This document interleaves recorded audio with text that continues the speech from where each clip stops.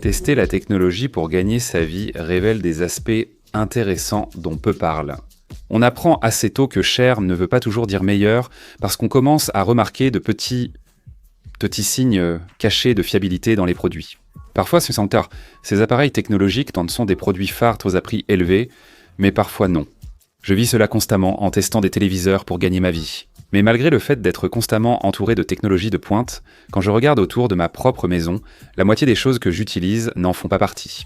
Certaines sont abordables, d'autres ne m'intéressent même pas. Alors aujourd'hui, pas de critique, juste la vérité sur la technologie qui a vraiment gagné sa place chez moi. Très bien, alors laissez-moi commencer par quelque chose qui a vraiment facilité ma vie. Un aspirateur robot, le Mova Z60 Ultra Roller. Il existe énormément de très bons aspirateurs robots sur le marché. J'ai l'impression de les avoir tous essayés. Roborock, Dreamy, Ecovacs. La plupart de ceux que j'ai essayés sont excellents. Les robots accomplissent désormais de nombreuses tâches domestiques. Tondre la pelouse, nettoyer la piscine, et même ranger la vaisselle, plus ou moins. Mais pour moi, en tant que papa d'un tout petit, tout tourne autour du nettoyage des sols. Voici le contexte. J'avais un aspirateur robot pendant des années, et je l'adorais. En rentrant du travail, mes sols étaient pour toujours propres. Le rêve, non. Quand ma fille a commencé à ramper, tout cela s'est arrêté. Je n'allais pas laisser un robot. Lui faire peur ou la déranger alors qu'elle joue simplement par terre.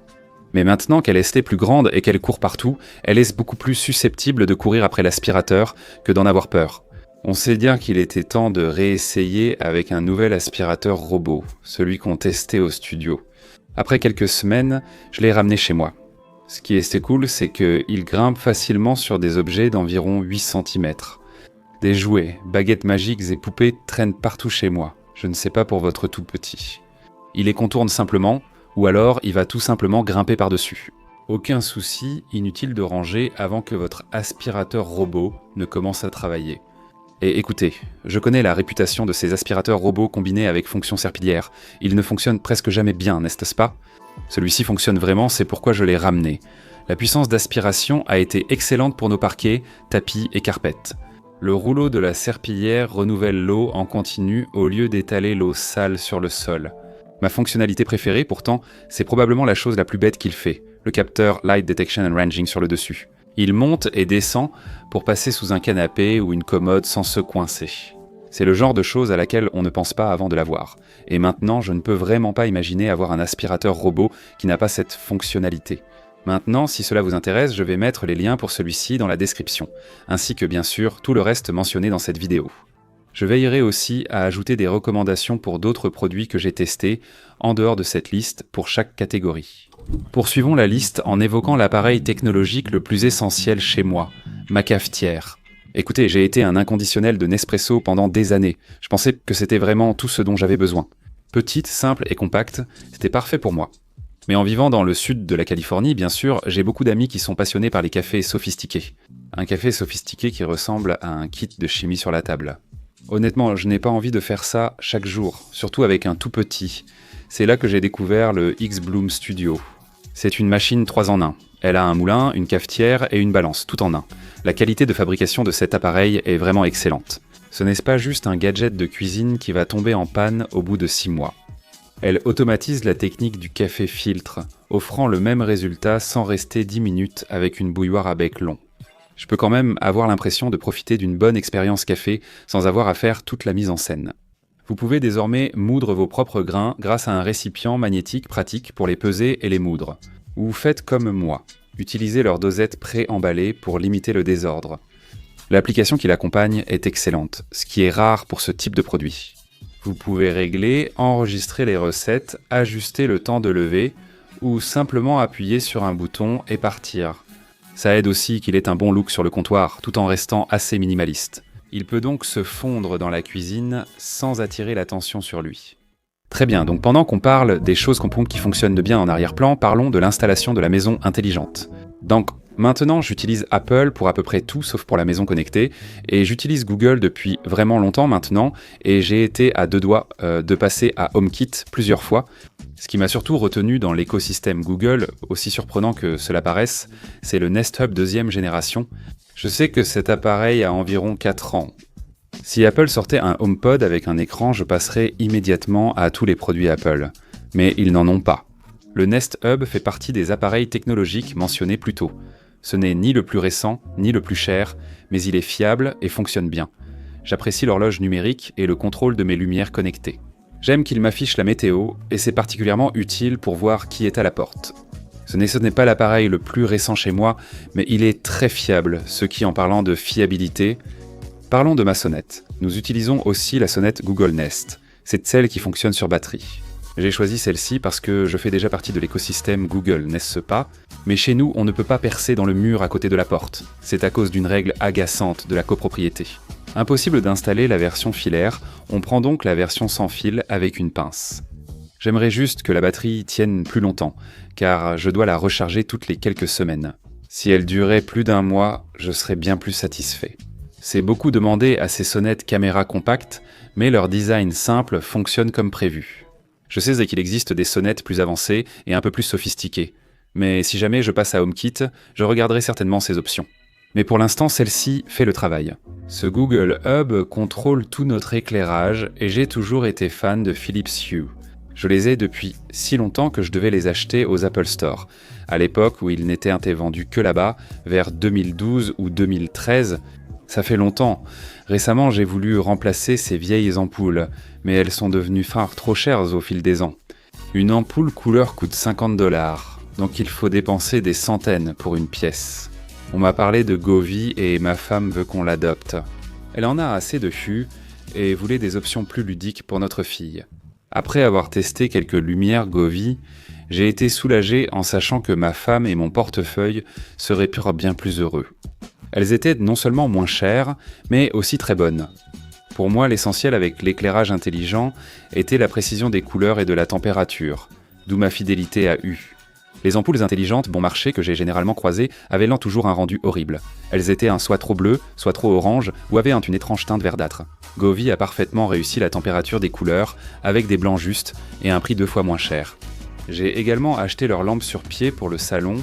Elles sont peu encombrantes et ajoutent une belle touche de couleur. Ma fille Asrat adore tout ce qui est sans plus dynamique dans ce qu'ils proposent, donc les bandes lumineuses, avec des animations, ce genre de choses. Elle passe généralement 3 ou 4 minutes avant de se coucher à essayer de décider de quelle couleur elle va changer les lumières pour ses veilleuses. Elle les apprécie, mais je leur reproche de ne pas avoir mis à jour leur application. Elle est un peu encombrée, elle semble un peu dépassée, mais honnêtement, je contrôle surtout ces lumières via la configuration Google Home, de toute façon. Donc ce n'est pas vraiment un gros problème, mais tout le reste à propos de ce produit a été vraiment super. Bon design, prix attractif, couleur fidèle, tout ce qu'il me fallait. Bon, maintenant, on va vraiment entrer dans le sujet dont je parle habituellement. Parlons un peu des téléviseurs. Je ne peux pas faire toute une vidéo sans en parler, n'est-ce pas? Je teste constamment différents téléviseurs dans mon salon, mais il y en a un que je remets toujours au mur. Mon téléviseur principal dans mon salon est le LG G3. Je sais que les G4 et G5 sont sortis, mais je n'ai pas ressenti le besoin de changer. Le G3 est le premier diode électroluminescente organique que j'ai gardé en permanence dans mon salon. Il occupe donc une place spéciale pour moi. J'avais des mini LED depuis des années, car mon salon est très lumineux le jour, rendant le diode électroluminescente organique inadapté selon moi. Mais il y a quelques années, mes habitudes de visionnage ont changé pour de bonnes raisons. Avoir un enfant, ça change la donne.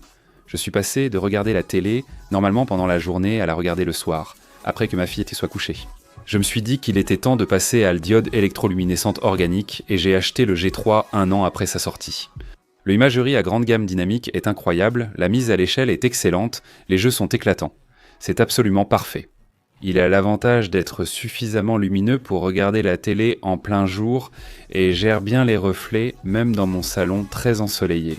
Et avoir un diode électroluminescente organique accroché au mur m'a aussi un peu forcé à enfin investir dans des rideaux occultants, pour les moments où le soleil est dans la pire position. C'est le genre de problème que j'aurais sans doute dû régler il y a des années. Et je savais qu'une fois que ce G3 serait installé, je n'allais rien garder d'autre sur mon mur à long terme à part une télé diode électroluminescente organique. J'ai eu des OLED pendant des années, mais je n'ai jamais pu en installer dans mon espace principal avant cette télé. Et je ne me vois vraiment pas utiliser autre chose qu'une diode électroluminescente organique dans mon salon principal pour le futur proche. Sauf si c'est une Sony Bravia neuve. Ce serait peut-être la seule télévision LED, du moins actuellement, que je considérerais utiliser dans cet espace. Dans notre chambre d'amis, j'utilise maintenant la TCL QM7K. Maintenant, c'est une télévision Quantum Dot Mini LED, et cette image n'a absolument pas le droit d'être aussi belle pour ce prix-là. Elle maintient environ 2500 nits de luminosité, donc c'est super lumineux pour cette chambre d'amis. Les couleurs sont éclatantes, la gradation locale est très bonne et le contraste impressionnant. Le blooming est quasiment absent sur ce modèle, ce qui est fou. Mais en contrepartie, la qualité de fabrication est clairement sacrifiée. Vous aurez du plastique plutôt que du métal, mais la qualité d'image ne changera pas. Franchement, ça m'est égal. Ça semble super, mais la qualité d'image n'est qu'une partie. Je ne suis pas qu'un fan de télé, je suis aussi passionné de home cinéma. Au fil des ans, j'ai eu de grandes installations de son surround, dont plusieurs de Polk et une de Klipsch. J'ai toujours eu ces grandes enceintes colonnes dans le salon. Ma femme détestait leur look, mais adorait leur son. Mais visuellement, tu sais, c'était vraiment une catastrophe. Mais ensuite, bien sûr, ma fille est née. On a dû tout enlever pour faire de la place aux affaires du bébé. Il y avait beaucoup d'affaires de bébé, donc les grandes tours ont dû partir. Je veux toujours un bon son, mais ma seule option était d'être le plus minimal possible. Il y a quelques années, j'ai acheté la Sonos Arc. J'avais déjà entendu des enceintes Sonos, et elles m'avaient toujours surpris, mais je n'en avais jamais possédé. J'ai surtout apprécié chez Sonos la facilité à étendre le système selon les besoins. Mon instinct, c'est simplement de tout prendre d'un coup. Sonos Arc pour le central, caisson de basse et enceinte, Sonos One pour les autres canaux. Mais ma femme m'a fortement suggéré de commencer simplement avec la Arc et de s'en tenir là pour l'instant. J'ai accepté en pensant que j'allais simplement élargir la configuration plus tard, mais au final il s'est avéré que je n'en ai jamais vraiment eu besoin. Alors, notre salon principal, où nous allions installer ce système audio, est un peu sur le côté d'une pièce plus grande. Certains murs là-bas sont un peu plus rapprochés. Le son surround 3D simulé de Sonos a étonnamment bien fonctionné dans notre espace. Maintenant, je pense que si mon salon était un peu plus grand, cela aurait déjà apporté plus au système. Mais pour nous, jusqu'à présent, c'est vraiment super. Design minimaliste, fabrication remarquable, dialogue clair, musique profonde et spatiale. Les films et séries s'y sont équilibrés et percutants. Autre avantage, il prend en charge Dolby Digital et Atmos. Mais même si c'était super, j'ai un peu envie de changer ces derniers temps. Je teste tellement de barres de son au studio, mais rien avec un design vraiment minimaliste n'a attiré mon attention au point de me donner envie de changer. J'ai envie de quelque chose d'un peu moins traditionnel que la grosse barre de son classique. J'ai eu l'occasion d'écouter les TCL Z100 lors d'un événement de présentation. Je suis très intéressé par ces enceintes. Elles simulent une installation Dolby Atmos sans l'encombrement des enceintes surround classiques et sans devoir installer de nombreuses enceintes chez vous. Vous pouvez placer ces enceintes à peu près où vous voulez et elles vont se calibrer automatiquement. C'est exactement ce qu'il me faut. J'ai hâte de passer plus de temps avec elles. Si je peux les essayer bientôt, je vous ferai peut-être une vidéo sur mon expérience avec les TCL Z100. Voilà, c'est la technologie principale qui est devenue indispensable chez moi. Je ne voulais pas que cette vidéo paraisse comme une tentative de vous vendre ou de vous pousser à acheter quelque chose. Ce sont simplement des solutions efficaces pour les fins assises pour moi. Mes robots gèrent le chaos d'un tout petit et maintiennent la maison propre. Ma cafetière me fait sentir classe, comme si je buvais mon café le petit doigt levé, tout en me faisant gagner beaucoup de temps. Et j'ai quelques télés qui n'ont absolument aucune raison d'être aussi bonnes qu'elles le sont. J'ai aussi de nombreux appareils technologiques si fiables que je les considère acquis au quotidien. Tester la technologie pour vivre rend expert pour distinguer l'essentiel. Ce que j'ai me satisfait pleinement. Encore une fois, les liens vers tout se trouvent dans la description ci-dessous. Dites-moi dans les commentaires qu'est-ce qu'il y a dans votre installation et quel est l'appareil technologique dont vous êtes absolument fan et dont vous ne pouvez pas vous passer. J'aimerais vraiment savoir ce que c'est, peut-être que vous pourriez me faire découvrir quelque chose dont je n'ai jamais entendu parler ou même pensé. Mais d'ici là, merci beaucoup d'avoir regardé, et comme toujours, on se retrouve dans la prochaine vidéo.